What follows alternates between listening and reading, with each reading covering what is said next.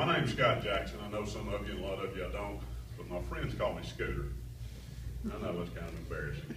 But my girlfriends call me Scooter, but it's also a stage name.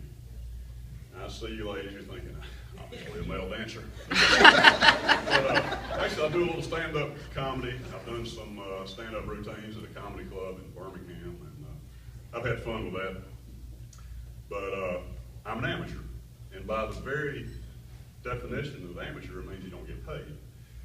And I told Mike, for him only, I would be willing to forgo my amateur status tonight and turn professional. It just have to, come up with a little something. But Mike said, no, you need to stay true to your craft and retain your amateur status. So, really, I appreciate it. Mike asked me tonight to talk a little bit about my observations about the retail drug trade, in particular Adam's Drugs. And I've been around Mike and Chris and Jim, these guys, for a long time, and the one thing I keep coming back to is how smart you got to be in the retail drug trade, and particularly at Adam's Drugs. I'm not saying that because y'all are here, but I mean that. And from all aspects, the drivers, for example, you got to know which store to go to, which package to get, which drugs. You got to find these folks' house. And a lot of times you get there, obviously they're not in a good mood, they don't feel well, but you got to be smart, you got to be able to read them. And you get to the store, guys and gals out front, you got to know how to run the cash register, the computers, and the debit cards, and the insurance, and you got to be smart, you got to know what you're doing. Then you got the pharmacy technicians, or as we like to call them, pharmacy light, or diet pharmacy. They got to be connected to the hip. They almost got to have, what is it Bubba tells me, they got to have ESPN. You got to be able to read each other's mind, and drug interactions and dosages, and I don't know all they do, but I know they got to be really smart. But then there's the pharmacist. Look at the big brains on the pharmacist. Geniuses. I mean, crazy smart. I've got a buddy that's a pharmacist. Y'all probably don't know him. His name rhymes with Chris Fung, but y'all probably don't know him. But you talking about smart. This guy is like Forrest Gump smart. We'll tell you, a few years ago, a bunch of us went out to Las Vegas, and most of y'all know Bubba. Bubba and I are riding together, and we're smoking a cigar, and we'd had a beer or 10. And our buddy says, Scooter, you got another one cigar? I said, yeah. I said, Bubba, hand him this cigar. I said, here's the cigar and the lighter, cut it and everything. And I'm trying to hit a shot, and I hit it, and it probably went in the hole.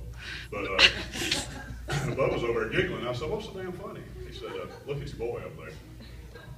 There is a purple plume of smoke surrounding his head. I said, hey, buddy, how about that cigar? It's pretty good. I said, you did remove the cedar wrapper from the cigar before you lit it, right? You've only inhaled about 10,000 known carcinogens. But he is a smart guy. We do play a lot of golf. We were playing out here at Wind Lakes about a month ago, and we got a pretty tight match going.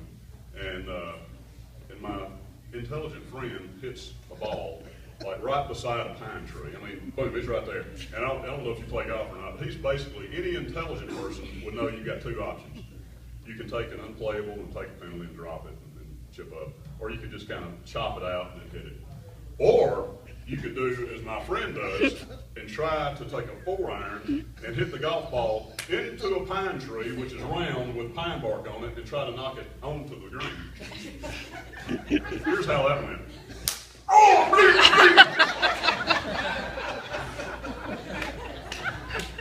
I got to kick at it. He is a giant. He is a giant in the pharmacy world.